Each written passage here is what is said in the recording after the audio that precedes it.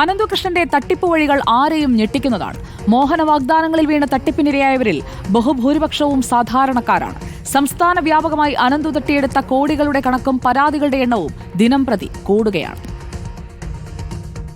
മണി chain തട്ടിപ്പിന്റെ പുത്തൻ മാതൃകയിലാണ് അനന്തകൃഷ്ണൻ കോടികൾ തട്ടിയത്. സംസ്ഥാന വ്യാപകമായി NGOകളെ കൂട്ടിച്ചേർത്ത് NGO കോൺഫെഡറേഷൻ ഉണ്ടാക്കി. പകുതി വിലയ്ക്ക് ഇരുചക്രവാഹനങ്ങളും ഗൃഹോപകരണങ്ങളും ലാപ്ടോപ്പും വാഗ്ദാനം ചെയ്തു. ആദ്യം പണം നൽകിയ കുറച്ചുപേർക്ക് വാഹനവും സാധനങ്ങളും നൽകി. വിതരണ പരിപാടികളുടെ ഉദ്ഘാടകരായി ജനകീയരായ രാഷ്ട്രീയ നേതാക്കളെ കൊണ്ടുവന്നു. ഇതുവഴി ജനങ്ങളുടെ വിശ്വാസം പിടിച്ചുപറ്റി. ഉന്നതരുമായി ബന്ധം സ്ഥാപിക്കാനും ഈ ബന്ധങ്ങൾ തട്ടിപ്പിനായി ഉപയോഗിക്കാനും അനന്തുവിന് കഴിഞ്ഞു. BJP നേതാവ് AN രാധാകൃഷ്ണനും കോൺഗ്രസ് നേതാവ് ലാലി വിൻസെന്റും അനന്തകൃഷ്ണന്റെ മറൈൻ ഡ്രൈവിലെ ഫ്ളാറ്റിൽ എത്താറുണ്ടായിരുന്നെന്ന് ഫ്ളാറ്റ് ജീവനക്കാർ വ്യക്തമാക്കുന്നു.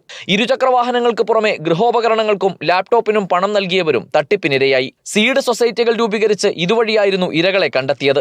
പണം നൽകിയിട്ടും വാഹനം കിട്ടാൻ വൈകിയത് ചോദ്യം ചെയ്തവരെ CSR ഫണ്ട് കിട്ടാനുണ്ടെന്നും ഉടൻ വാഹനം നൽകുമെന്നും വിശ്വസിപ്പിച്ചു. മൂവാറ്റുപുഴയിലെ പരാതിയിൽ അനന്തകൃഷ്ണൻ പിടിയിലായതോടെയാണ് തട്ടിപ്പ് വിവരം പുറത്തറിയുന്നതും നൂറുകണക്കിന് ആളുകൾ പരാതിയുമായി രംഗത്തെത്തിയതും. ഇതുവരെ സംസ്ഥാന വ്യാപകമായി ലഭിച്ച പരാതിയുടെ അടിസ്ഥാനത്തിൽ 350 കോടിയിലേറെ രൂപ അനന്തകൃഷ്ണൻ തട്ടിപ്പ് നടത്തിയെന്നാണ് കണ്ടെത്തൽ. മൂവാറ്റുപുഴ സബ് ജയിലിൽ കഴിയുന്ന അനന്തകൃഷ്ണനെ നാളെ പോലീസ് കസ്റ്റഡിയിൽ വാങ്ങും. റിപ്പോർട്ടർ, കൊച്ചി.